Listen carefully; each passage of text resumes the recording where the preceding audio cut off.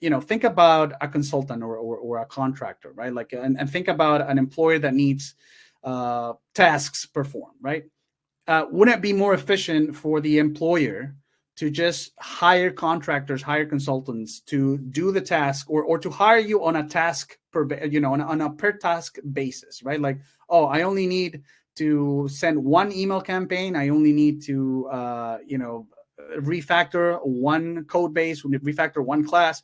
I'm going to, auction this work out to one person. He's going to do the job and then he's going to leave.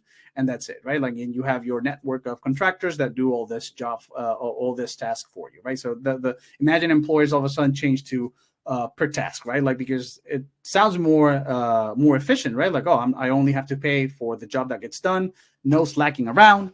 I don't pay for any downtime, only for minutes worked, hours worked. Employers love that phrase.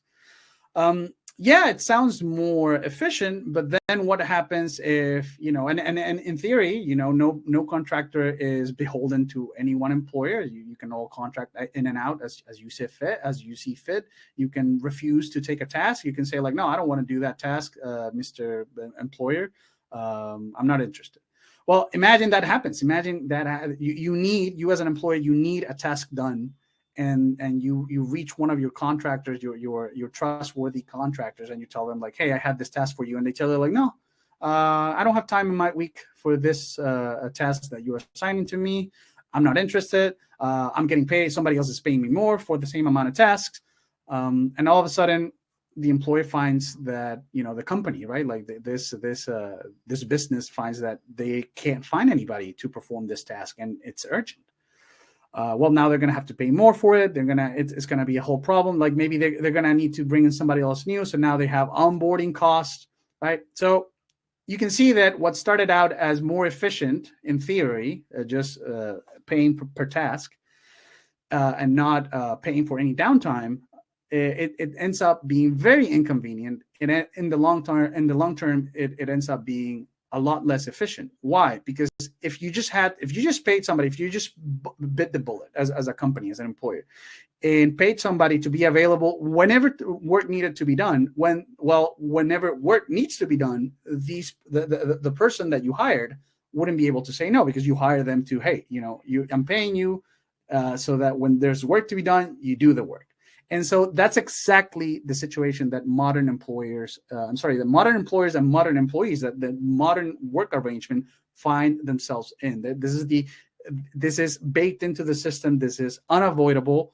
This is what we live every day at our jobs. Sometimes there's nothing to do, right?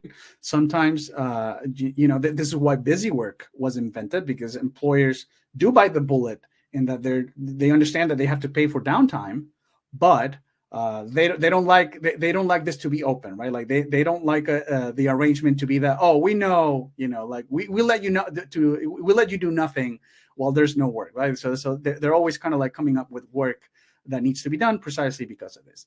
But the point is that this is the system, right? And because we're actually paid to be available, we're paid primarily to be available, not just to perform tasks. This is where job stacking come in. This is why we don't need to work 16-hour days. This is why we won't burn out, because what we do is we take advantage of the idle times between jobs. We take advantage of the fact that employers don't have an optimized pipeline to deliver exactly 8 hours of work to everybody each day. Each day, every day. There's lots of idle time. There's lots of downtime. So you're not actually working 8 hours. And as a matter of fact, surveys, I'm going to get to this a little bit later, surveys and polls, even before remote work, show that people were only productive around 3 hours. And the rest was, spent reading newspaper, reading Facebook, watching YouTube videos.